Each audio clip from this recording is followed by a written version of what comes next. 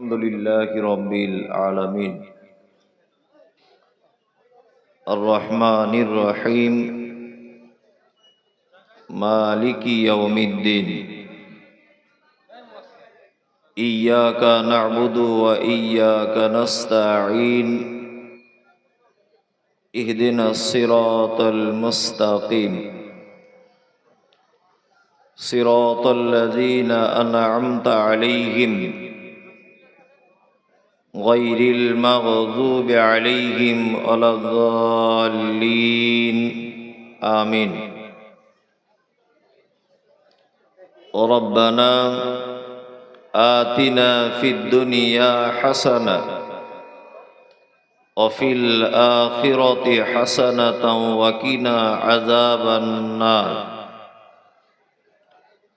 ربنا ظلمنا أنفسنا وإن لم تغفر لنا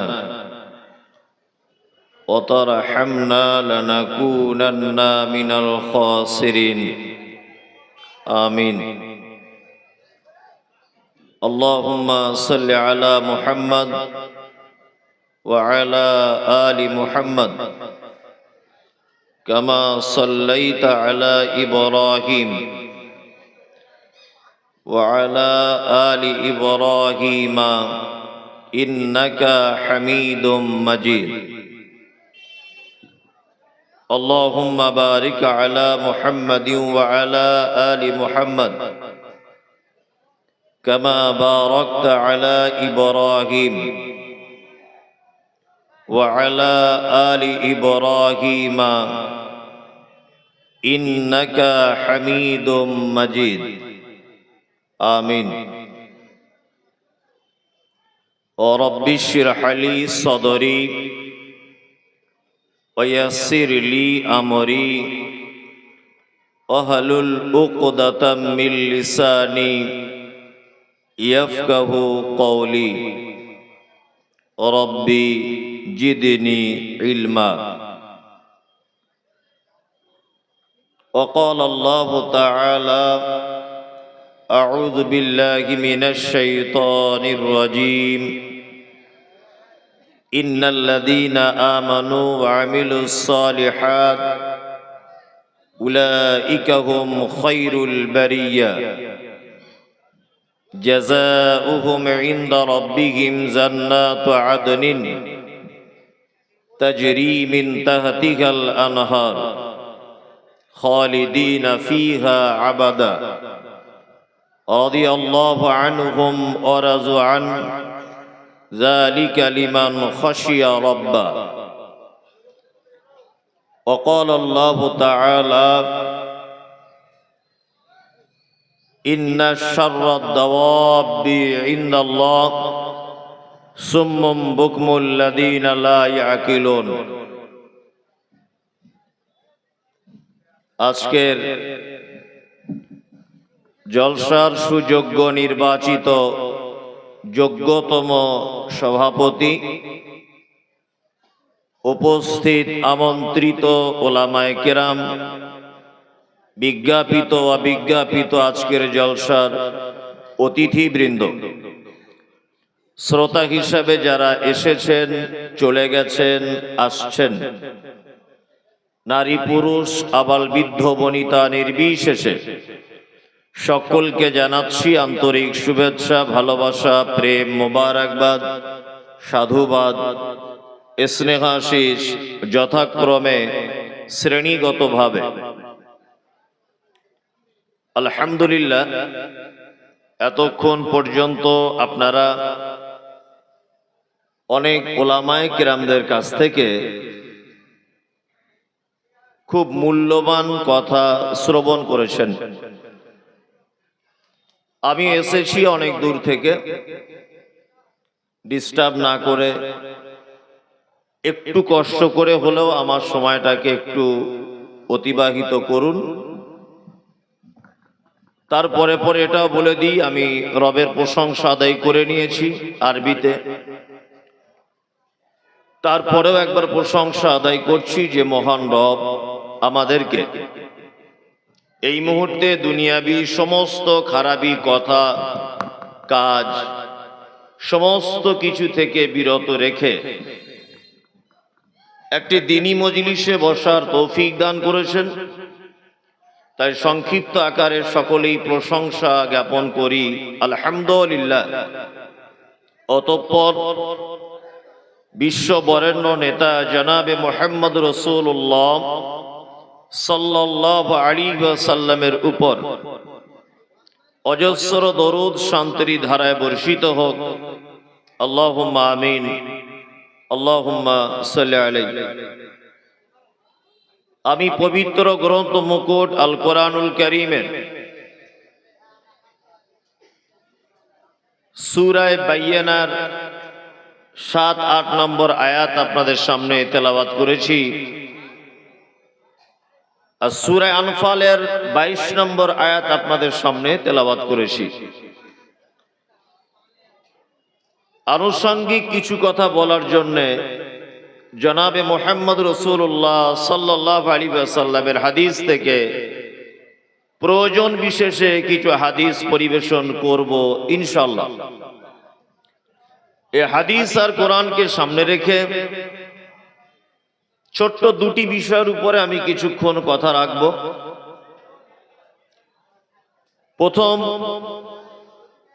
এই বিষয়ের উপরে কথা হবে যে পৃথিবীতে সবথেকে ভালো মানুষ কে, তাদের কাজ কি এবং তাদের পুরস্কারই বা কি, আর পৃথিবীতে সবথেকে নিকৃষ্ট মানুষকে এবং তাদেরও পুরস্কার হিসাবে কি, এই কয়েকটি কথা আমি আপনাদের সামনে বলবো ইনশাআল্লাহ। সারা পৃথিবীতে একটি জিনিসের সব থেকে বেশি কম্পিটিশন চলে, সব থেকে বেশি, আমাকে ভালো হতে হবে, তাই না? রাহুল আমার আগে বক্তব্য রেখেছেন,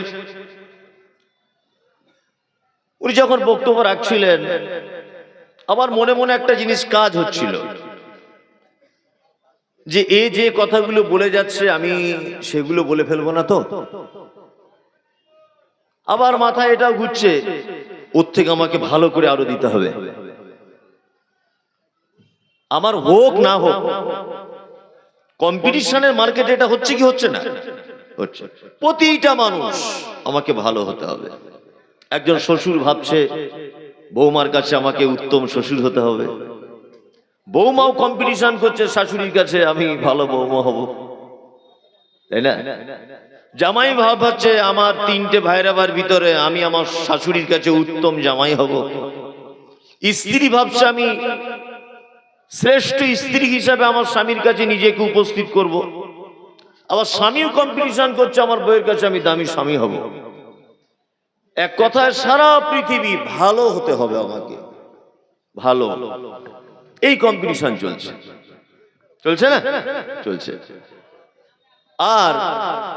আর একটা জিনিস চলছে কি বলুন তো, আমি নিজে কি করে ভালো হব এই চিন্তা ভাবনা কারণে আমরা শুধু পরকে উপদেশ দিতে শিখেছি, তাই না?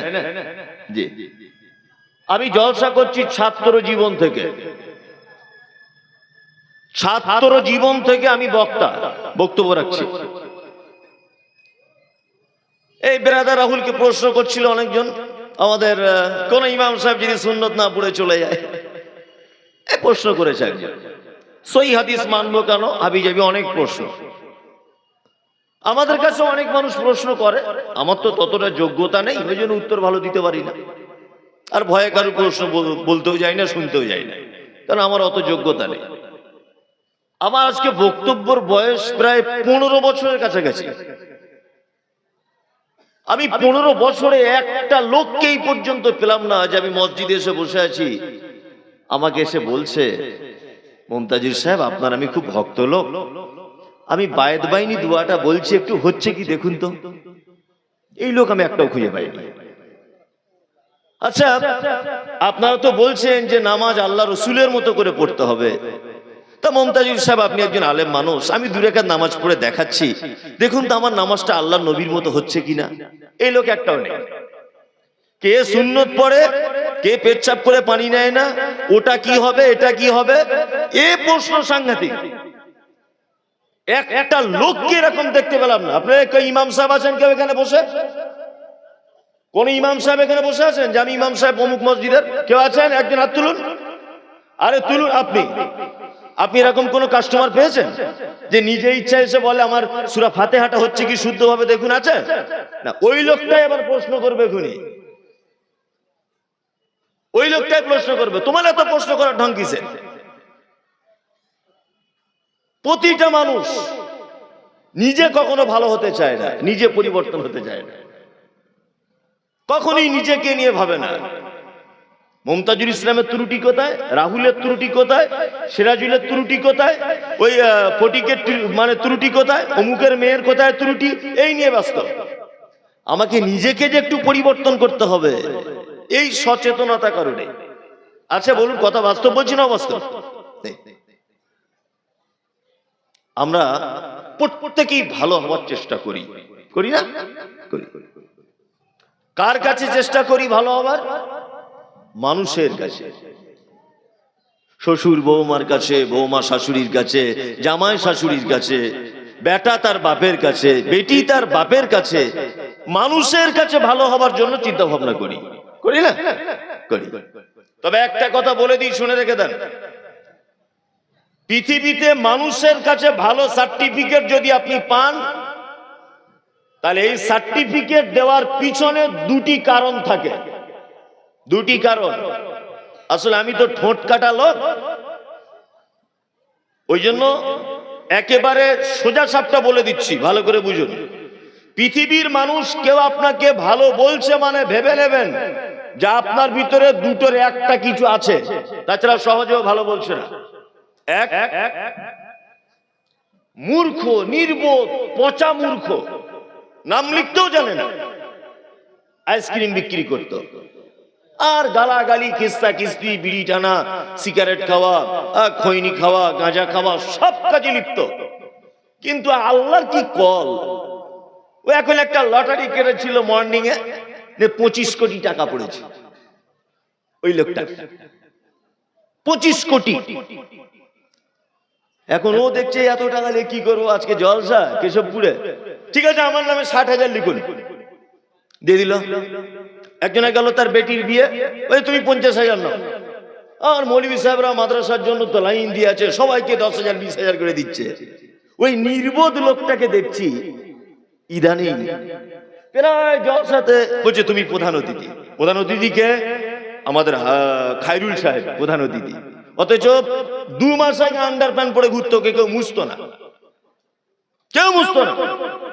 তাহলে ও এখন সবার কাছে ভালো মানুষ, প্রধান অতিথি, ভিআইপি গেস্ট, তাই না? আচ্ছা বলুন তো কিসের জন্য? না, ওর পজিশনের পরিবর্তন হয়েছে, তাই না? ওর অবস্থানের পরিবর্তন হয়েছে। আপনি শেষ পর্যন্ত শুনুন, দেখবেন মজাও লাগবে, আবার আপনার কাজও হবে, কাজও হবে, মজাও লাগবে। আমার বোনের বিয়ে লেগেছে, একটা ঘটক এসে বলছে, মমতাজুল ভাই খুব ভালো একটা ছেলে দেখেছি। ছেলেটা কি করে? বলছে 5 ওয়াক্ত নামাজ পড়ে, বড় বড় দাড়ি, আর গাঁটের উপরে কাপড়, হারাম হালাল বেছে চলে, জীবনে মিথ্যা কথা বলে না, একদিন আজকে 13-14 বছর ফজরের নামাজ মিস নেই। ছেলেটা কি করে? তো ছেলেটা ফুচকার ব্যবসা করে। আমার বোন কিন্তু MA পাস, খুব সুন্দরী দেখতে। আমার মা তখন পাশ থেকে বলছে, ঘটক সাহেব আর একটু ভালো ছেলে হবে না? মা বলছে আর একটু ভালো ছেলে হবে না? ঘটক সাহেব বলছে হ্যাঁ আছে। তাহলে 15 দিন পরে খবর দেবো। 15 দিন পরে এসে বলছে বহরমপুরে একটা ভালো ছেলে পেয়েছি। কি করে? না, ও কেশবপুর হাই স্কুলের টিচার, 70-এর কাছাকাছি বেতন। তো ছেলেটা নামাজ পড়ে না, দাড়ি নাই, পাথর চাপিতে গিয়ে সেজদাও দেয়, এইরকম একটা ছেলে। আমার আব্বা তখন বলছে এর থেকে কি ভালো ছেলে পাবি খেপা, এটাই সব থেকে ভালো ছেলে। তার মানে কি বুঝলেন? অরিজিনাল ভালো ছেলে কে? ফুচকাওয়ালা। আমরা ভালো ছেলে হিসেবে কাকে মানছি? মাস্টারকে। তার মানে ওর বর্তমান কোন পজিশনে আছে? এর পজিশন সরকারি বেতন 70,000, আর ওর পজিশন ভালো ছেলে কিন্তু পজিশন খারাপ, ফুচকাওয়ালা,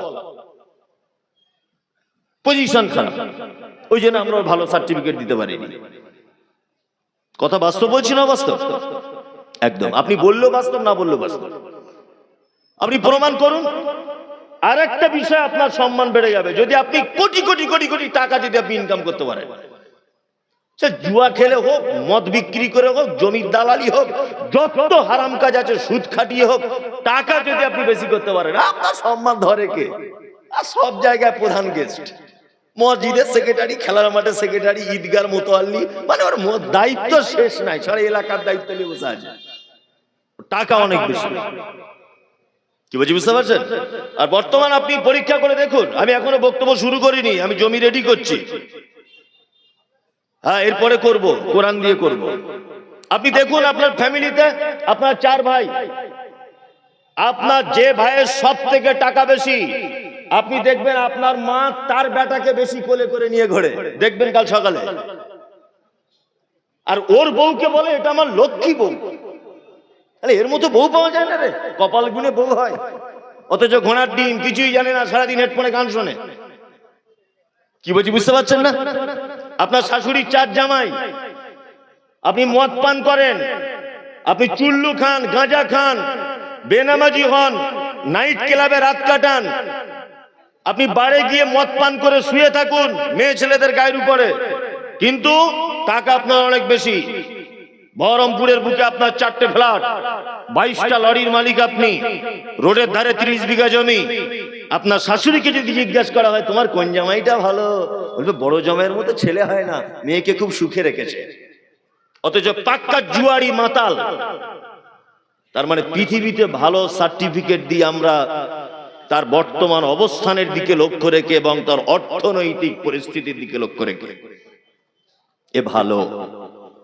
আচ্ছা একবার কি দেখা যায় না কোরআন কাকে ভালো বলছে? আল্লাহু আকবার। কোরআন বলছে পৃথিবীতে যত সৃষ্টি রয়েছে, পৃথিবীতে যত সৃষ্টি রয়েছে, এই সৃষ্টির সমূহের ভিতরে শ্রেষ্ঠ মানুষ ওই লোক। কোরআন বলছে কি? আল্লাহ বলছেন ইন্নাল্লাযীনা আমানু ওয়া আমিলুস সালিহাত উলাইকা হুম খায়রুল বারিয়া। নিশ্চয়ই যারা আমার প্রতি বিশ্বাস স্থাপন করে এবং যারা আমলে সালেহ যারা করে, অর্থাৎ ভালো আমল যারা করে, উলাইকা হুম খায়রুল বারিয়া, আল্লাহ বলছে সৃষ্টি সমূহের ভিতরে শ্রেষ্ঠ ব্যক্তি ওই। এটা আল্লাহ বলছেন। শুধু ভালো সার্টিফিকেট দিলেন না, দুনিয়াতে অনেক সার্টিফিকেট পাওয়া যায়। আপনি ডাক্তার হয়েছেন, মাস্টার হয়েছেন, আপনি প্রফেসর হয়েছেন, আপনি ইঞ্জিনিয়ার হয়েছেন, আপনি ব্যারিস্টার, অনেক সার্টিফিকেট দেওয়া যাবে, কিন্তু আপনাকে প্রাইজ কেউ দিবে না, কাজ কেউ দিবে না। দেখছেন না কত শিক্ষিত বেকার ছেলেরা সব বড় বড় ডিগ্রি নিয়ে বসে আছে, কাজ করতে চাইছে, তখন বলছে তুমি একটা গ্যাসের ওভেন কেন, আর সাদা তেল, রিফাইন তেল আর বেসন কেন, চপ ভাজো, চপ টপ তৈরি করো, কাজ নাই, তুই চপ তৈরি করো। বড় সার্টিফিকেট দিয়েছে স্কুলওয়ালারা, 5 লাখ টাকা অ্যাডমিশন ফি, 5 লাখ টাকা অ্যাডমিশন ফি, বড় সার্টিফিকেট, কিন্তু কাজ নেই। আর আমার আল্লাহ সুবহানাহু ওয়া তাআলা সার্টিফিকেট দিলেন পৃথিবীর শ্রেষ্ঠ এ, যে ঈমান আনে আর ভালো কাজ করে। আল্লাহ সার্টিফিকেট দেওয়ার পরে তার একটা প্রাইজ ঘোষণা করছেন কি? জাযাউকুম ইনদা রাব্বিকুম জান্নাতু আদনিন তাজরি মিন তাহতিহাল আনহার। রবের পক্ষ থেকে রয়েছে তার জন্য চিরস্থায়ী জান্নাত, তাজরি মিন তাহতিহাল আনহার, তার পাদদেশে প্রবাহমান ঝর্ণা। আল্লাহু আকবার। খালিদিনা ফিহা আবাদা, এবং এই জান্নাতের ভিতরে তারা চিরস্থায়ী অবস্থান করবে, তাদেরকে কখনো বার করে দেওয়া হবে না। আল্লাহ তাআলা বলছেন রাদিয়াল্লাহু আনহুম, তাদের উপরে আমি খুশি, ওয়ারাজওয়ান, তারাও আমার উপরে খুশি। যালিকা লিমান খাশিয়া রাব্বা, এই কারণে আমি তার উপরে খুশি আর তারা আমার উপরে খুশি যে তারা শুধুমাত্র আমার ভয় করত এই কারণে। অত্তর আয়াতের ভিতরে আল্লাহ সুবহানাহু ওয়া তাআলা ভালো মানুষের গুণ বলেছেন কটি? দুটি। কটি? দুটি। আল্লাহর প্রতি বিশ্বাস এবং কিছু ভালো আমল। আচ্ছা বলুন তো, জান্নাতে যেতে গেলে কটি জিনিস লাগে? কারো জানা আছে? জান্নাতে যেতে গেলে কটি জিনিস লাগে?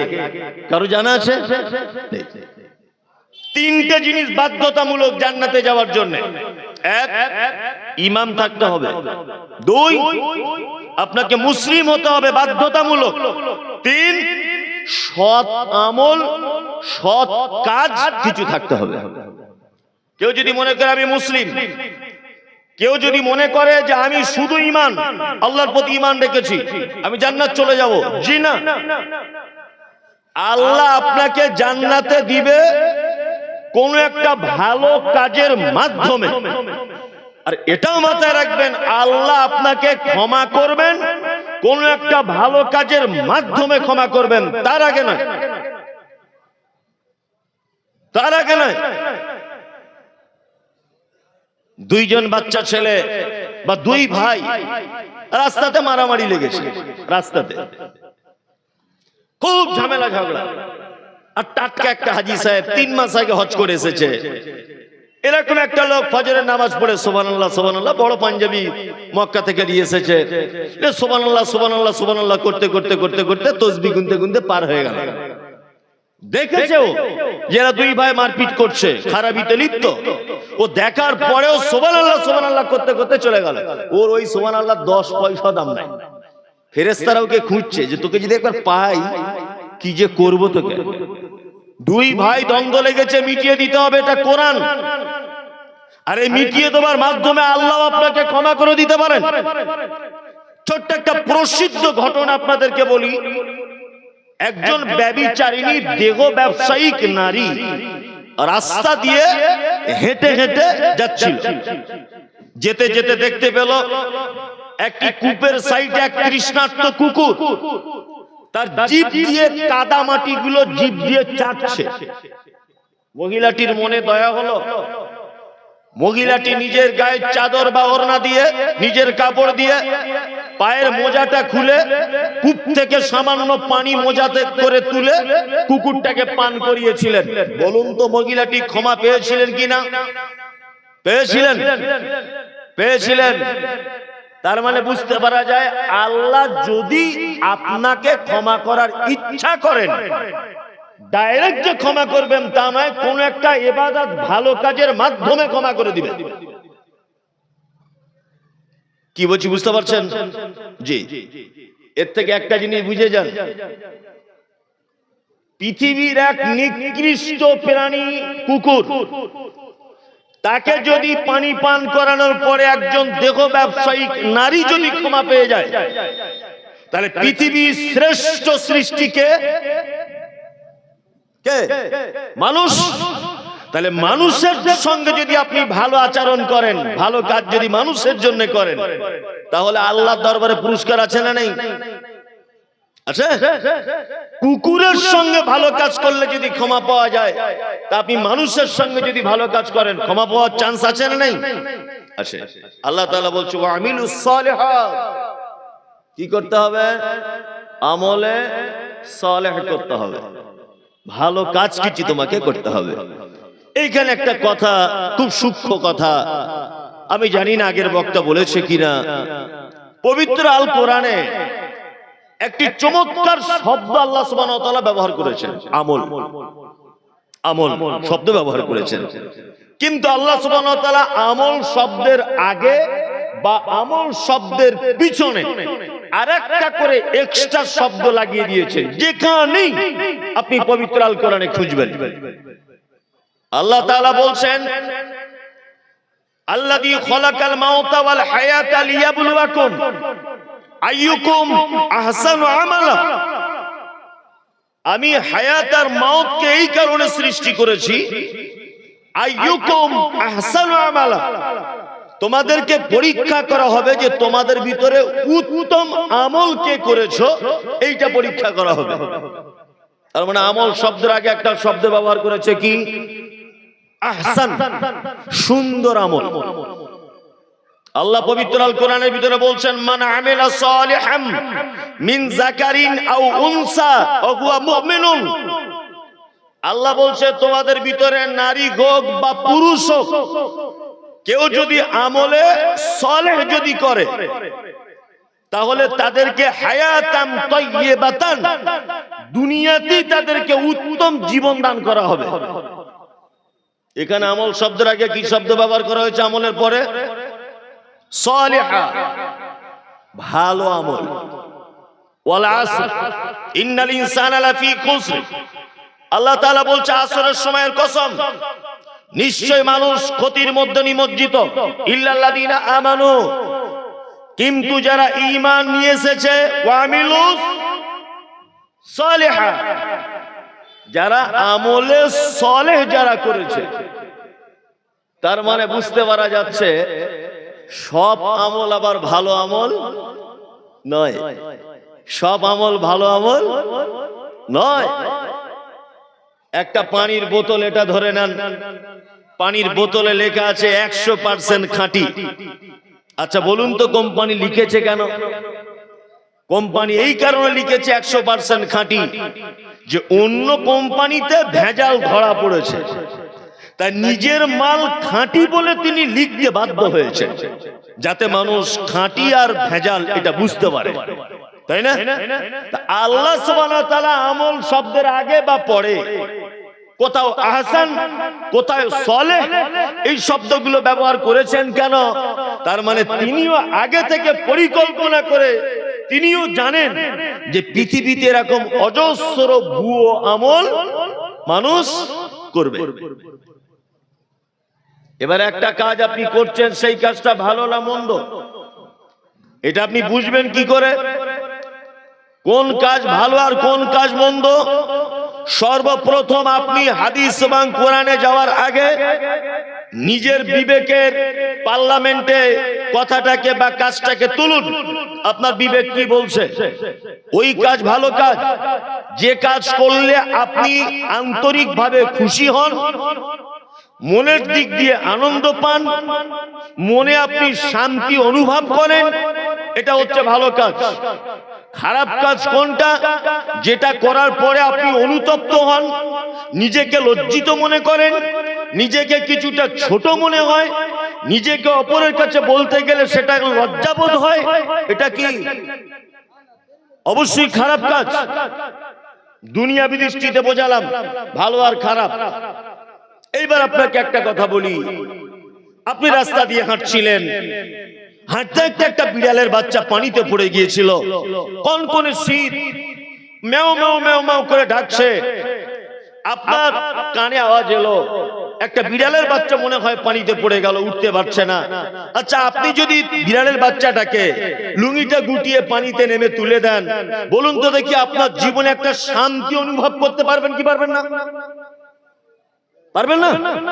আমি আজকে সারাদিন একটা ভালো কাজ করেছি, কিছু করতে না পারলেও একটা বিড়ালের বাচ্চাটাকেও তো তুলেছি পানি থেকে, একটা আনন্দ মনে হবে কি হবে না? আর আপনি যদি একটা বিড়ালের বাচ্চাকে ইচ্ছা করে যদি ফেলে দেন পানিতে, আর আপনার চোখের সামনে যদি বিড়ালটা ম্যাও ম্যাও করে ডাকতে ডাকতে একবার যদি মারা যায়, বলুন তো আপনি নিজেকে ক্ষমা করতে পারবেন? অন্তরের কাছে, বিবেকের কাছে কখনো আপনি মাফ করতে পারবেন নিজেকে? যে আমার মনে হয় পৃথিবীতে আমার থেকে অপরাধী আর কেউ নেই, এবং অন্যায় ভাবে একটা বিড়ালকে লাথি মেরে পানিতে ফেলে দিয়েছি, এটাই ভালো কাজ, এটাই খারাপ কাজ? যে কাজ আপনাকে আনন্দ দেয় এটা ভালো কাজ, যে কাজ আপনাকে কষ্টের অনুতপ্ত বাড়িয়ে দেয় এটা কি খারাপ কাজ? এটা দুনিয়াবি দৃষ্টিতে আপনাকে বোঝালাম। চলুন এবার কোরআন কোনটাকে ভালো কাজ বলছে দেখা যাক, হাদিস কোনটাকে ভালো কাজ বলছে দেখা যাক। আল্লাহ সুবহানাহু ওয়া তাআলা বলছেন, ওমা আতাকুমুর রাসূল ফাখুযুহু ওমা নাহাকুম আনহু ফান্তাহু। আমার নবী যেটা দেয় ওটা গ্রহণ করো, আর নবী যেটা নিষেধ করে তোমরা তার থেকে নিজেকে সরিয়ে রাখো। তার মানে আমাদের প্রতিটা আমলের ক্ষেত্রে দেখতে হবে যে এই আমলটা হযরত মুহাম্মদ সাল্লাল্লাহু আলাইহি ওয়াসাল্লামের পক্ষ থেকে কোনো পারমিশন আছে কি না? আল্লাহর নবী আমাদেরকে এই আমলটা দিয়েছেন কি না? আমল ভালো না মন্দর মানদণ্ড কি দিয়ে? আয়েশা সিদ্দিকা রাদিয়াল্লাহু তাআলা আনহা তিনি বলছেন, মান আমিলা আমালান লাইসা আলাইহি আমরুনা ফাহুয়া রাদ্দুন। আয়েশা হতে হাদিস বর্ণনা রয়েছে, তিনি বলছেন মানুষ যদি কোনো আমল করে আর ওই আমলে যদি মুহাম্মদ সাল্লাল্লাহু আলাইহি ওয়াসাল্লামের পক্ষ থেকে কোনো পারমিশন যদি না থাকে ফাহুয়া রাদ্দুন, সে আমল কি? আমল বাতিল, আমলটা সম্পূর্ণ বাতিল। তার মানে আমাদের কোন আমল ভালো আর কোন আমল খারাপ এইটা দেখতে গেলে আমাদেরকে সুন্নতের দিকে ধাবিত হতে হবে। কোন দিকে? সুন্নতের দিকে ধাবিত হতে হবে। আমরা সব ব্যাপারে কিন্তু খুব চালাক, চালাক না? খুব চালাক।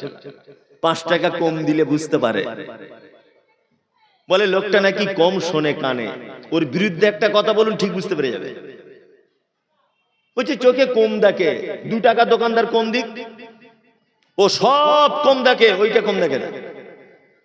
কি বলছি বুঝতে পারছেন না? আপনি খুব সচেতন মানুষ, কানা হলেও পয়সা নিয়ে এরকম করে করে দেখে যে ঠিক 2 টাকারই কয়েন তো, তাই না? আবার কালা হলেও পাশের লোক কি বলছে ও কানে হাত দিয়ে শুনবে, আমার বিরুদ্ধে কিছু বলছে না তো। মানে এক কথায় আপনি খুব সচেতনশীল মানুষ, তাই না? আল্লাহ একটা ভয়ঙ্কর কথা বলছেন কোরআনে, ওয়ামিলুস সালিহাত। আল্লাহ তাআলা বলছেন আমিলাতুন নাসিবা তাসলা নারান হামিয়া। এক শ্রেণীর মানুষ তারা আমল করবে, আমল করতে করতে করতে করতে নাসিবা তারা ক্লান্ত হয়ে যাবে, তাসলা নারান হামিয়া, তারপরেও তাদেরকে ধরে দেওয়া হবে কোথায়? জাহান্নাম। আচ্ছা আমল করে কেউ জাহান্নামে যায়? কথা বলুন তো, আমল করে কেউ কোনোদিন জাহান্নামে যায়? যায় না। কিন্তু আল্লাহ তাআলা বলছে আমল তারা করে, আমল করে করে করে করে তারা এক পর্যায়ে নাসিবা ক্লান্ত হয়ে যায়, তাসলা নারান হামিয়া, তারপরেও তাদেরকে ধরে ভরা হবে কোথায়? কোথায়? জাহান্নামে। জাহান্নামে। এরা কারা? এরা হচ্ছে ওই আমলকারী, যে আমলকারীরা অতিরিক্ত আমল করে এক পর্যায়ে ক্লান্ত হয়ে গেছে, কিন্তু তাদের আমল সহিহ হাদিস এবং কোরআন অনুযায়ী না হওয়ার কারণে তাদের প্রত্যেকটা আমলকে বাতিল বলে ঘোষণা করে দেওয়া হয়েছে।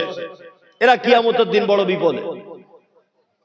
আমাদের সমাজে একটা কথা চলে বা সমাজের মানুষের চোখের দৃষ্টিতে একটা জিনিস ধরা পড়ে এবং আমরা ভাবনার জগতে সেটাকে ভেবে বলি, যার আমল যত বেশি সে আল্লাহর কাছে তত প্রিয়। এটা আমরা বলি না? বলি কি বলি না? যার আমল যত বেশি সে আল্লাহর কাছে বেশি প্রিয়, এটা আমরা বলি। কিন্তু শুনুন, বেশি প্রিয় হতে গেলে আমল অধিক করাটা ব্যাপার নয়। আপনার আমল সীমিত হোক, আপনার আমল কম হোক, কিন্তু সেই আমলটা যেন মুহাম্মদ সাল্লাল্লাহু আলাইহি ওয়াসাল্লামের পদ্ধতিতে হয়। শবে বরাতের দিন 100 রাকাত নামাজ পড়েছে একটা বয়স্ক লোক, 100 রাকাত। আর ইমাম সাহেব বলে দিয়েছে আজ কি জান্নাত জাহান্নামের ফয়সালা হয়। ও বুড়ো মানুষ কষ্ট সৃষ্ট করে এদিক ওদিক করে মোটামুটি 100 রাকাতই পড়েছে, তাই না? আচ্ছা 100 রাকাত নামাজ পড়তে গেলে কষ্ট হবে কি হবে না? হবে, হবে। এই 100 রাকাত নামাজ কষ্ট করার পরে যদি লাস্টে জানা যায় যে এই নামাজটাকে আল্লাহ নবীর পক্ষ থেকে কোনো প্রমাণ পাওয়া যায় না, তাহলে এই লোকটা নামাজ পড়ার কারণেই থাকবে কোথায়? কোথায়? আল্লাহ তো বলছে, আপনার বলতে ভয় কোথায়? আল্লাহ তো বলছে আমিলাতুন নাসিবা তাসলা নারান হামিয়া। এক শ্রেণীর মানুষ তারা এত অধিক আমল করবে, এত বেশি আমল করবে যে আমল করতে করতে করতে করতে নাসিবা তারা ক্লান্ত হয়ে যাবে, তাসলা নারান হামিয়া, তারপরেও তাদেরকে ধরে জাহান্নামের ভিতরে ভরা হবে। এটা আল্লাহ বলছে। এই 100 রাকাত নামাজ যদি আল্লাহর নবীর পক্ষ থেকে যদি না হয় তাহলে তো বড় বিপদ। বিপদ নয়? এখন মোবাইল খুললে শুধু দেখতে পাবেন মুমতাজুল ইসলামের জন্ম ঠিক নাই, ও আমেরিকার টাকা খায়, ইয়াসিন এই করে, ব্রাদার রাহুল এই, শুধু মোবাইলে 3টে লোকের গায়। আপনারা দেখেন শুধু গায় আর গায়। আমি কোন এক জায়গায় বক্তব্য দিতে গিয়ে বলেছি সবে বরাত এটা একটা পচা বেদাত। এটা আমি কোন একটা নরমাল বেদাত হলে তবু সামলানো যেত, পচা বেদাত। এইটাকে নিয়ে এত গালাগালি দিল সোশ্যাল মিডিয়াতে, আল্লাহু আকবার। মানে সে গালাগালি শোনার মতো নয়। কেন বেদাত বলেছি? সবে বরাত হয় কবে? আরবি কোন মাসে হয়? শাবান মাসের 15 তারিখ। 14 তারিখ দিবাগত রাত্রিতে 15 তারিখ, তাই না? 15 তারিখ হালুয়া রুটি করে, গোস্ত রান্না করে। আপনাদের এখানে মনে হয় না, আশেপাশে গ্রামেও হয়তো হলে হতেও পারে, আপনাদের গ্রামে না হলেও অন্যান্য গ্রামেও হয়। তবে যারা আহলে হাদিস এরা আবার কিন্তু খুব চালাক। এরা সবে বরাত খায় না, তবে হালুয়া রুটি খেতে যায়। এরা কেউ মারা গেলে ভোজ করে না, অন্যজনের ভোজ খায়, তাই না? এরা অন্যজনের ভোজ খায়। এরা বড় বড় ফতোয়া দেয়। আহলে হাদিস মানে পকেটে পকেটে হাদিস, মানে হাদিসের শেষ নাই, হাদিসের শেষ নাই। ও নিজের গ্রামে কেউ মারা গেলে বলে 3 দিন ওদের বাড়িতে আগুন জ্বলবে না, অথচ ও যখন মাটি দিতে যাচ্ছে 4টে গ্রাম পরে খাওয়ার জায়গা খুঁজছে, কোন জায়গাটা হচ্ছে। আবার বাড়ি এসে বলছে সব ঠিক ছিল, একটু ঝালটা বেশি হয়ে গেছে, তাই আর 2টো খাওয়া যেত। এটা এর চরিত্র। আপনি যতই হি করে হাসেন, যেটা সত্যি এটাই বলছি, যতই আপনি হাসেন আপনার গায়ে লাগলো সত্য এটা। না হালুয়া রুটি করে, খালা তুমি আজকে হালুয়া রুটি করলে কেন? তো যে নবীজির ও হারিয়ে যায়, ও ফোন এখন চলে না, সুই জ্বালা ফোন এমনি ফেললাম, চলে না, ফালতু। তা খালা তুমি হালুয়া রুটি করলে কেন? তবে যে হালুয়া রুটি করবো না, নবী দাঁত ভেঙে দিয়েছিল আজকে, নবী শক্ত জিনিস খেতে পারতো না, নরম নরম জিনিস খেত, এই জন্য হালুয়া করেছি। আচ্ছা তাই নাকি? বলছি তুমি করো না, তোমার মা হালুয়া রুটি করে না? বলছি না আমার মা তো করে না। বলছি তুমি সে মুমতাজুল ইসলাম তো? ও তুমি তো আমেরিকার দালাল, তুমি আহলে হাদিস তো, রফাদাইন তো তোমরা, ফারাইজি, তোমরা তো নবীর দুশমন, তোমরা সবে বরাতে হালুয়া করো না। বলছি খালা ঠিক বলেছে, আমাদের থেকে বড় দুশমন আর কেউ আছে জগতে? তুমি কত নবী প্রেমিক। আমার ছেলে একদিন হঠাৎ করে আমায় বলছে আব্বা তোমার আর মায়ের বিয়ে আমি বরযাত্রী গিয়েছিলাম মনে আছে? আচ্ছা এই কথাটা জীবনে সত্য হয়? আমার ছেলে বলছে যে তোমার আর মায়ের বিয়ের বরযাত্রী গিয়েছিলাম মনে পড়ছে? আরে তোর মায়ের বিয়ে করবো, তোর মায়ের কাছে থাকবো, পেটে আসবি, তবেই তো হবি, তবেই তো তুই বড় হলি। তো তোর মায়ের সঙ্গে বিয়ে যেদিন হবে সেদিন তুই কি করে বরযাত্রী যাবি? এই কথার কোনো যুক্তি হয়? যুক্তি হয় না। তাহলে শাবান মাস পূরণ হতে কতদিন বাকি? 15 তারিখে শবে বরাত, কতদিন বাকি?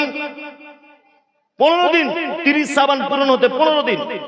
শাবান মাসের পরের মাসটার নাম কি? রমজান। রমজানের 1 মাস, আর এইদিকে 15 দিন, কত হলো? 1.5 মাস। রমজানের পরের মাসটার নাম কি? শাওয়াল, যে মাসে ঈদ হয়। শাওয়ালের 1 তারিখ, 2 তারিখ, 3 তারিখ, 4 তারিখ, 5 তারিখ, 6 তারিখ, 7 তারিখে উহুদের মাঠে তীরের আঘাতে আল্লাহ নবী সাল্লাল্লাহু আলাইহি ওয়াসাল্লামের দাঁত ভেঙেছে। তার মানে যে খালা শবে বরাতকে কেন্দ্র করে হালুয়া করেছে, এ খালা আমার পাক্কা শয়তান। কারণ আল্লাহর নবী দাঁত ভাঙার 1 মাস 22 দিন আগে হালুয়া করেছে। বুঝাতে পেরেছি আপনাকে? 1 মাস 22 দিন আগে হালুয়া করে বসে আছে। আমি মুমতাজুল ইসলাম আহলে হাদিস, আমি নবীকে অরিজিনাল ভালোবাসি, ওই জন্য অন্তত হালুয়া করলেও ওই ডেটে করব না, কারণ ও তো দাঁত ভাঙেনি। আর তুমি নিশ্চয় এটা চাও যে ওই ডেটে দাঁত ভাঙুক, ওই জন্য তুমি আগে থেকে হালুয়া করে বসে আছো। আমার আব্বা মারা যায়নি, যদি আগে থেকে কাফন আর বাঁশকুড়ি কেটে রেডি করে রাখি, আমার আব্বার মন কেমন হয় বলুন? আমি বেঁচে আছি, আমার বেটা কাপড় কিনে নিয়ে বসে আছে। বাঁশ কেটে বসে আছে, কবর ঘুরে বসে আছে। খারাপ না ভালো? এটা খারাপ। তা আল্লাহ নবী দাঁত ভাঙিনিও হালুয়া করে বসে আছে। ওই জন্য আপনাকে বলছি, ইবাদত করার আগে খুব তদন্ত করে ইবাদত করতে হবে, যে আমি যে ইবাদতের মাধ্যমে আল্লাহ তৈরিকৃত জান্নাত যেতে চাইছি, এই ইবাদতটা আদৌ মুহাম্মদ সাল্লাল্লাহু আলাইহি ওয়াসাল্লাম করেছিলেন কি না। আপনি তো চালাক লোক, আপনাকে আমি বুঝি না। আপনি ঢেঁড়স কিনলে আগা ভেঙে দেখেন পাকা না কচি, আপনি লাউ কিনলে তলায় নখ ঢুকিয়ে দেখেন কচি না পাকা, সিম কিনলে দেখেন ভিতরে পোকা আছে কিনা, জমি কিনলে দলিল দেখেন, পিঠ দলিল দেখেন, খতিয়ান দেখেন, দাগ নম্বর সার্চিং করে মোবাইলে চেক করে দেখেন, তদন্ত করার পরে তবে আপনি 10 লাখ টাকার একটা সম্পত্তি কেনেন। আর পৃথিবীর থেকে লক্ষ কোটি গুণ বড় একটা জান্নাত, যে জান্নাতের ব্যাপারে আল্লাহ তাআলা বলছেন তাজরি মিন তাহতিয়াল আনহার, শুধু জান্নাতই নয়, সেটা ফুল ফল বাগান দিয়ে সাজানো, তার তলদেশে থাকবে প্রবাহমান ঝর্ণা, ওয়া ইনাবা ওয়া কাসবা ওয়া যাইতুনা ওয়া নাখলা ওয়া হাদাইকা ওয়া গুলবা ওয়া ফাকিহাতা ওয়া আব্বা। আঙ্গুর চাইবে তো আঙ্গুর, বেদানা চাইবে তো বেদানা, নাশপাতি চাইবে তো নাশপাতি, মেয়ে চাইবে তো মেয়ে পাবে, যেটা তোমার ইচ্ছা তুমি সেটাই পাবে জান্নাত। এত দামি জান্নাত পেতে চাইছো তুমি, আর সহজ একটা আমল করে সে আমলটার মাধ্যমে পেতে চাইছো। বহরমপুরে যে জায়গাটায় দাঁড়িয়ে সবাই পেচ্ছাপ করে, পানের পিক ফেলে, ডাক্তার বাবু অবশিষ্ট ইনজেকশন পুরাতন হয়ে গেলে যে জায়গাটায় ফেলে, আপনি বহরমপুরে কাজে গিয়েছিলেন, প্যানের চেন খুলে যেখানে দাঁড়িয়ে পেচ্ছাপ করেন, এইরকম একটা অর্ধেক শতক জমি যদি আপনি কিনতে চান, 4 বার পর্যন্ত আপনি তার জমির দলিল এটা ওটা চেক করেন তবে কেনেন। আরে পেচ্ছাপ ফেরা জায়গা যদি কিনতে গেলে 4 বার চেক করা লাগে, আল্লাহ বলছে আমি একেবারে সোনা মণিমুক্তা দিয়ে সাজানো জান্নাত প্রস্তুত করেছি শুধু আমল করার জন্য। তুমি একটু আমল করো, ভালো আমল, তাহলে ওই জান্নাতে থাকবে। তা ওই জান্নাতে যাওয়ার আগে যা তা আমল করলে ভাবছেন পেয়ে যাবেন নাকি? লেস তুলে দেখতে হবে না যে আমলটা কেমন? আলহামদুলিল্লাহ কিছু যুবক ছেলে তারা কিন্তু আমল এখন যাচাই বাছাই করতে শিখেছে। শিখেছে না? শিখেছে, যুবকরা শিখেছে। আর এদেরকে আবার কিন্তু কিছু হুজুর আবার দমিয়ে দিচ্ছে মারাত্মক। হুজুরের কাছে জানতে আসছে, হুজুর আপনি যে তাবিজ দিলেন এটা হাদিসে আছে তো? তুমি কি করে জানো হাদিসে আছে না আছে? তুমি বাংলা পড়া ছাত্র, তুমি কিছু বোঝো? এই তখন দেখছি সত্যিই তো তাই, আমি জীবনে আরবি পড়িনি, তাহলে মনে হয় আমার কথা ভুল হচ্ছে। হুজুর আপনি যে নামাজে দাঁড়িয়ে নাওয়াইতু আন উসাল্লি তাআলা আরবাতে রাকাতে সালাতি জোহরে হাবিজাবি বলে জোরে জোরে যে নামাজের নিয়তটা করলেন এটা হাদিসে আছে তো? তুই বাংলা পড়া ছাত্র, তুই কি বুঝিস? এই তুই মমতাজের বক্তব্য শুনিস মনে হচ্ছে, তুই ব্রাদার রাহুলের বক্তব্য শুনিস, রাজ্জাক ইউসুফের বক্তব্য শুনিস, ওই যে তার মানে তুই আহলে হাদিস হয়ে গেছিস। জেনারেল লাইনের ছাত্র, তুই হাদিস কোরআন কি বুঝিস?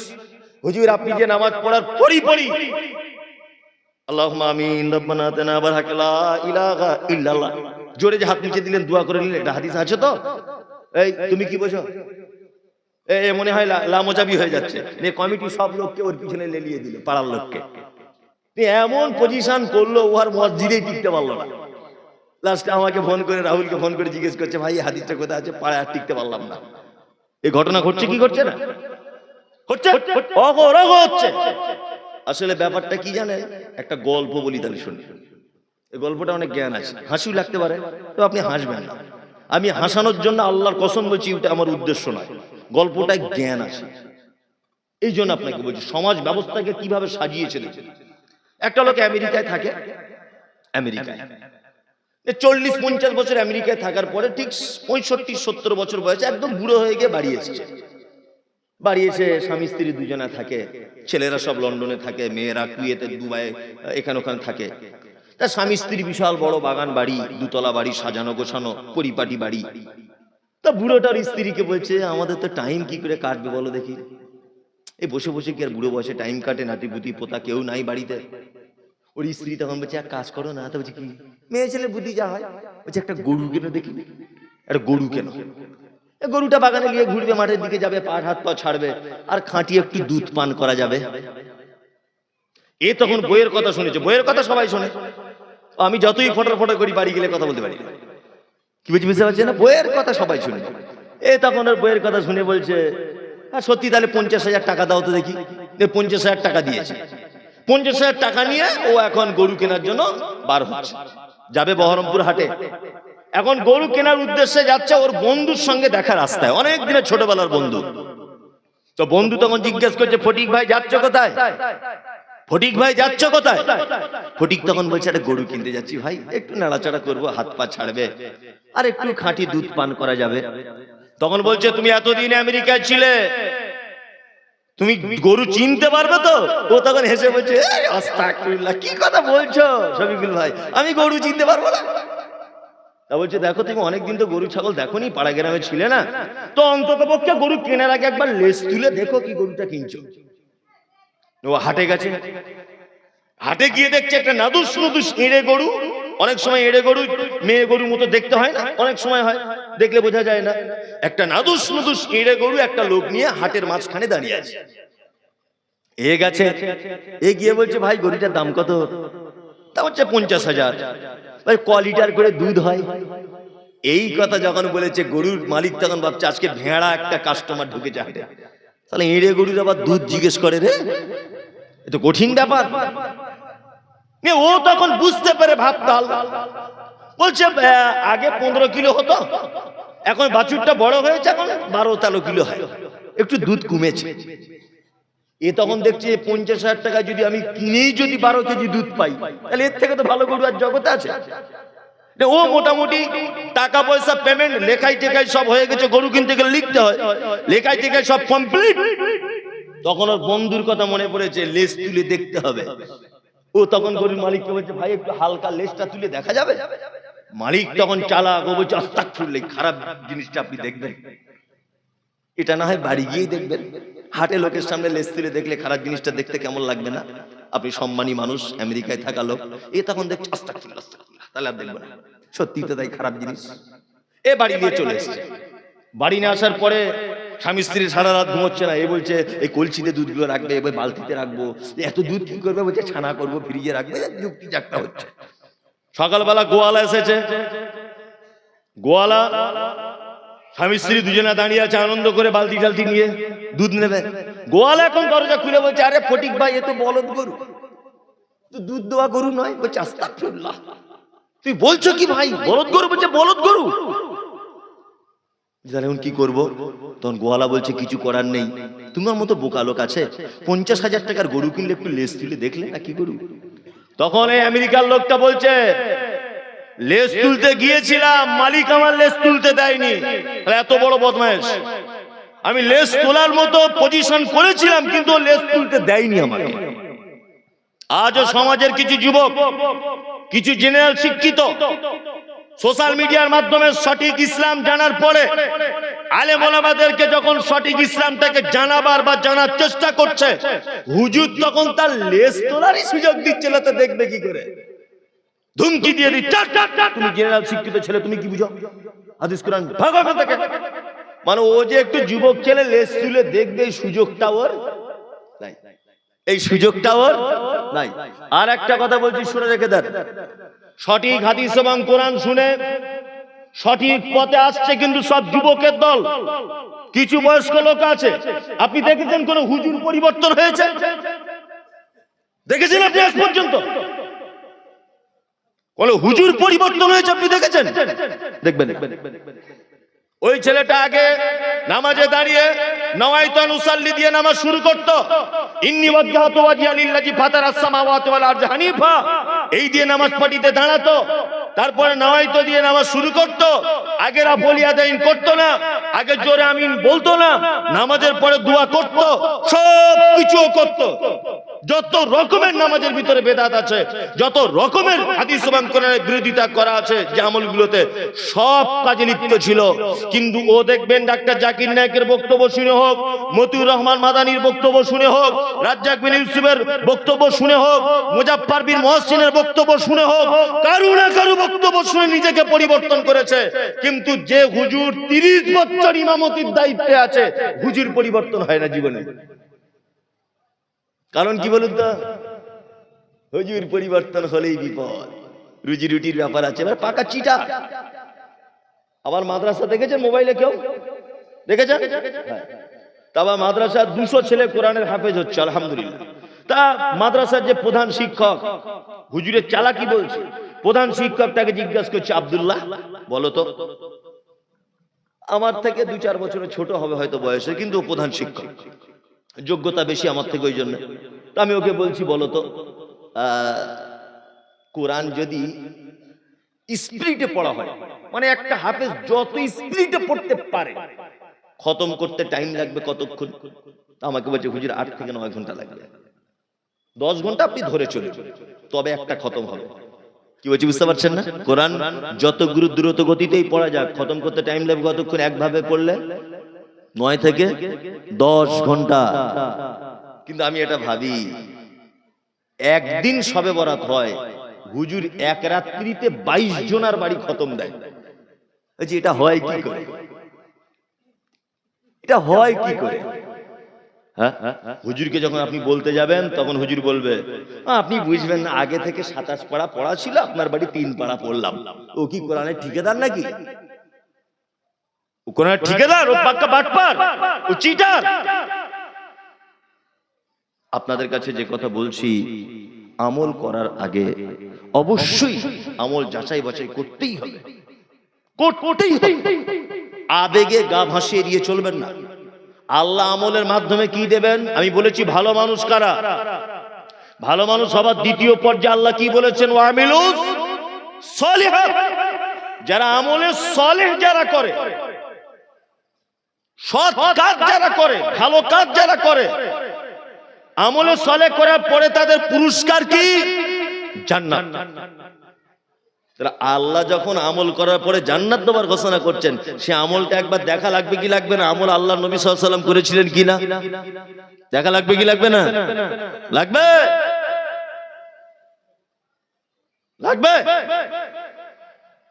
আমি আপনাদেরকে কয়েকটা ভালো আমল বলবো, ইনশাআল্লাহ আমরা করবো, ইনশাআল্লাহ ইনশাআল্লাহ। এবারে চলুন আর একটা জিনিস বলি। আল্লাহ ভালো সার্টিফিকেট দিয়েছেন দুটো লোককে, যারা ঈমান আনে আর সৎ কাজ করে। মুহাম্মদ সাল্লাল্লাহু আলাইহি ওয়াসাল্লাম ভালো মানুষের সার্টিফিকেট দিচ্ছেন কাকে? পৃথিবীর শ্রেষ্ঠ লোককে। এই সার্টিফিকেট আল্লাহ নবী সাল্লাল্লাহু আলাইহি ওয়াসাল্লামও দেবেন। হ্যাঁ, আল্লাহ নবী বলছেন, খায়রুকুম মান তাআল্লামাল কুরআন ওয়া আল্লামাহু, তোমাদের ভিতরে শ্রেষ্ঠ ব্যক্তি ওই ব্যক্তি যে নিজে কোরআন শেখে আর অপরকে শেখায়। আপনার মতো 4 নম্বর কোয়ালিটির লোক ইমাম সাহেবকে ভালো বললেই কি আর না বললেই কি? আপনার মতো একজন জেনারেল শিক্ষিত লোক, আপনার মধ্যে একজন মোতোয়াল্লি, আপনার মতো একজন সেক্রেটারি ইমাম সাহেবকে ভালো বললেই কি আর না বললেই কি? আপনার মতো একটা লোক মুমতাজুল ইসলামকে ভালো বললেই কি আর না বললেই কি? আমি যে ভালো, ইমাম সাহেব যে ভালো, এই মাদ্রাসার শিক্ষক যে ভালো, এই সার্টিফিকেট দিয়েছেন মুহাম্মদ সাল্লাল্লাহু আলাইহি ওয়াসাল্লাম, পৃথিবীর শ্রেষ্ঠ মানুষ সার্টিফিকেট দিচ্ছেন, খায়রুকুম মান তাআল্লামাল কুরআন ওয়া আল্লামাহু, পৃথিবীর ওই ব্যক্তি শ্রেষ্ঠ ব্যক্তি যে কোরআন শেখে আর অপরকে শেখায়। আপনি তো শুধু বলেন আমাদের ইমাম সাহেব ভালো না, এই কথাটা যদি মুখে উচ্চারণ করেন, তাহলে হযরত মুহাম্মদ সাল্লাল্লাহু আলাইহি ওয়াসাল্লামকে অপমান করা হলো। জীবনে কোনোদিন বলবেন না কোন আলেমের ব্যাপারে, জীবনে বেঁচে থাকা বাকি যে কটা দিন আজকের জলসার পর থেকে আপনি বেঁচে থাকবেন, কোনোদিন কোন মাদ্রাসায় পড়া ছাত্র, কোন মাদ্রাসার শিক্ষক, কোন কোরআনের খিদমত করছে এরকম কোন লোককে আপনি খারাপ বলতে যাবেন না। আপনার খারাপ বলাতে 10 পয়সাও দাম নেই। ও যে ভালো সার্টিফিকেট দিয়েছেন কে? মুহাম্মদ সাল্লাল্লাহু আলাইহি ওয়াসাল্লাম। মুহাম্মদ সাল্লাল্লাহু আলাইহি ওয়াসাল্লাম সার্টিফিকেট দিয়েছেন, ও ভালো লোক। আমাদের সমাজে অবস্থা খুব খারাপ। কে মনি পানি ভরছে? কে মনি পানি ভরো না, এখন চুপচাপ মেরে বসো। সমাজের অবস্থা খুব কি খারাপ, খুব খারাপ। আমাদের বাচ্চারা সকাল হলে অনেক লোক আছে, এখন টাকা বেশি হয়েছে তো ছেলেকে ইংলিশ মিডিয়ামে পড়ায়, দামি স্কুলে পড়ায় না? পড়ায়। আচ্ছা, এবার আপনাদেরকে একটা কথা বলি। আপনি সকালে উঠে চা খাওয়ার আগে একটা মূলো খেলেন, মূলা বুঝেন? মূলা, সবজি মূলা, এইটা খেলেন। দুপুর বেলাতে বিরিয়ানি খেলেন, আবার রাতের বেলাতেও বিরিয়ানি খেলেন, তার মাঝখানে খোসকা পোলাও খেলেন, আচ্ছা বলুন তো, সারাদিনের যে ঢেকুর ওঠে মানুষের, এটা কিসের ওঠে? মুলারি ওঠে, তাই না? তার মানে বিরিয়ানি দিয়ে ওটাকে মেকআপ করা যাবে না। তা আপনার ছেলেকে একেবারে ছোট্টবেলায় যদি মসজিদে পাঠাতেন, ও ধরে নেন কোরআন পারবে না পড়তে, অন্তত আল্লাহ বলাটাও তো শিখতে পারতো। পারতো কি পারতো না বলুন? আল্লাহটাও তো বলতে পারতো। আপনার ছেলেকে আপনি মক্তবে কোরআন পাঠার জন্য পাঠান, এরকম লোক আছেন কেউ যে আমার ছেলে মসজিদে কোরআন পড়ে? বেকার আছেন, আর তুলুন তো দেখি একজন। আপনার ছেলে মেয়ে আছে কোরআন পড়তে যায় মসজিদে? যায়? তা আপনি কি হাতে তুললেন না একটু? তাহলে আমি দেখতাম কত পজিশনে কিভাবে লোক আছে এখানে। আমাদের সব জায়গায় মসজিদের কম্পিটিশন চলছে। কম্পিটিশন না, মসজিদের কম্পিটিশন। ওই পাশে গ্রামে মসজিদে 4টে মিনার, আমাদের 13টা মিনার করতে হবে। শুনুন একটা কথা বলি, পৃথিবীতে 3টে মসজিদে গেলে নেকি বেশি হয়। কাবায় যদি কেউ 2 রাকাত নামাজ পড়ে 1 লক্ষ রাকাতের নেকি পাওয়া যায়। মসজিদে নববীতে যদি কেউ 2 রাকাত নামাজ পড়ে 1000 রাকাতের নেকি পাওয়া যায়। মসজিদে আকসাতে নেকির উদ্দেশ্যে নামাজ পড়তে যেতে পারেন। আর একটা মসজিদের ব্যাপারে আল্লাহ রাসূল বলেছেন, বাড়ি থেকে যদি কেউ ওযু করে ওই মসজিদে গিয়ে যদি 2 রাকাত নামাজ পড়ে, একটা কবুল উমরা হজের নেকি তার আমলনামাতে তুলে দেওয়া হয়, সেটা হচ্ছে মসজিদে কুবা। তার মানে পৃথিবীর 4টে দামি জায়গা যেখানে আপনি নেকির উদ্দেশ্যে যেতে পারেন, বাকি আর কোন জায়গা আপনি নেকির উদ্দেশ্যে যেতে পারেন না। বাগদাদের মাজারে যেতে পারেন না, আজমির যেতে পারবেন না, কাশ্মীর যেতে পারবেন না, ফুরফুরা যত রকমের মাজারগুলোতে পাথর চাপড়ি যা আছে, ওখানে গেলে নেকি হবে এই উদ্দেশ্যে যাওয়া চলবে না, হারাম, চলবে না, কোন রকমের ভাবে চলবে না, কোনো নেকি নেই। বরঞ্চ আপনি ওখান থেকে দূরে থাকবেন, কারণ ওখানে শিরকের মতো বড় পাপ হয়, আল্লাহর আযাব চলে আসতে পারে। দিল্লি মসজিদে নামাজ পড়লেও যে নাকি আপনাদের মসজিদে নামাজ পড়লেও কিছু বলছেন?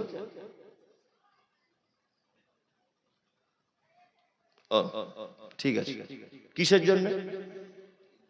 ঈদগাহের জন্য। ঈদগাহের জন্য কালেকশন, ওই জন্য আমাকে বলতে বলছেন, আমি বলবো কোনো সমস্যা নেই, 2 মিনিট পরে বলি, 2-3 মিনিট পর কথাটা একটু শেষ করি।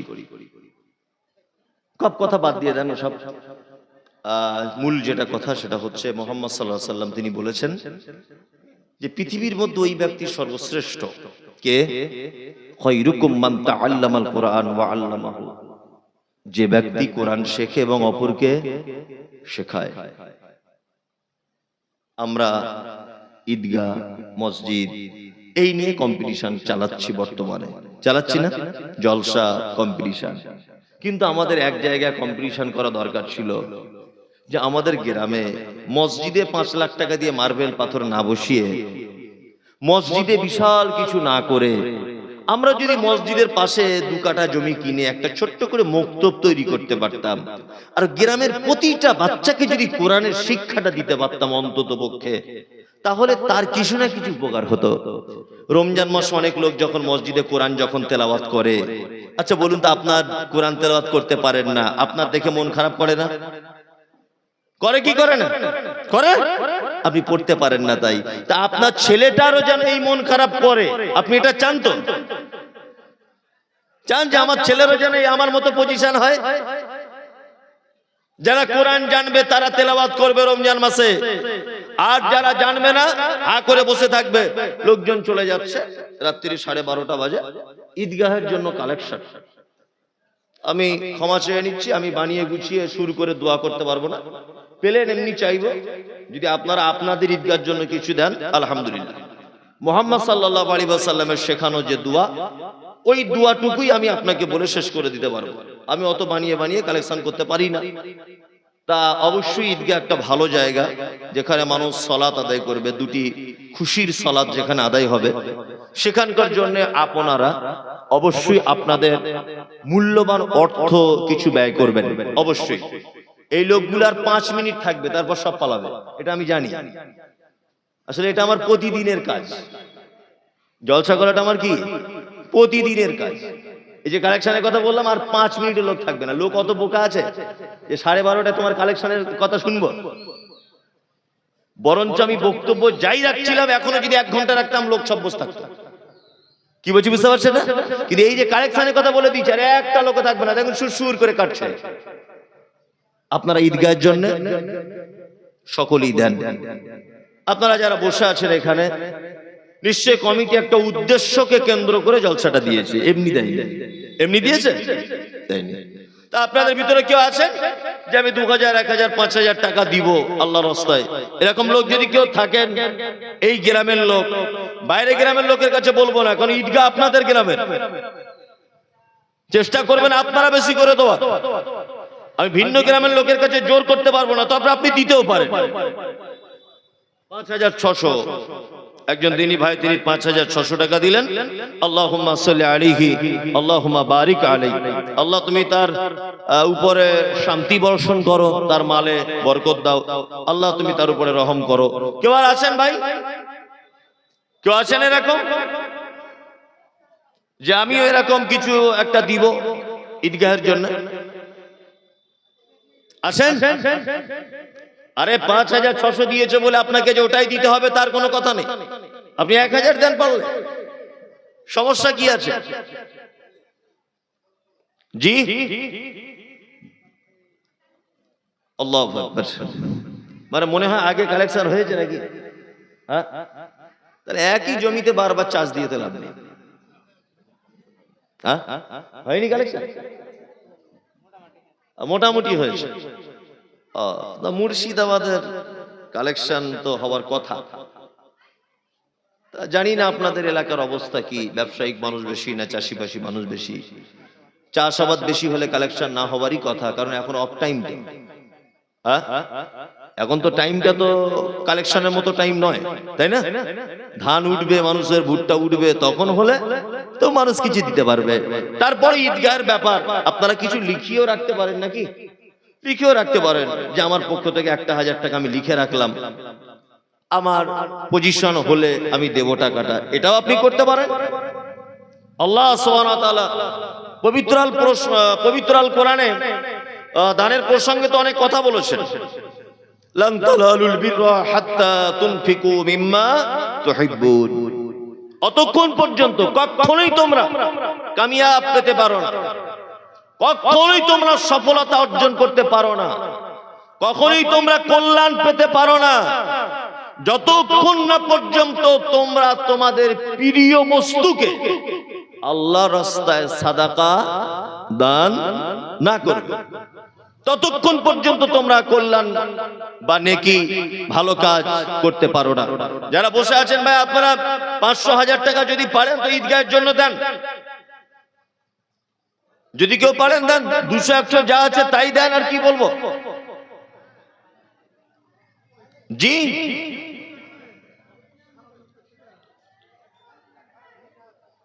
নিয়ত করেই বসেছি দিবে না নাকি?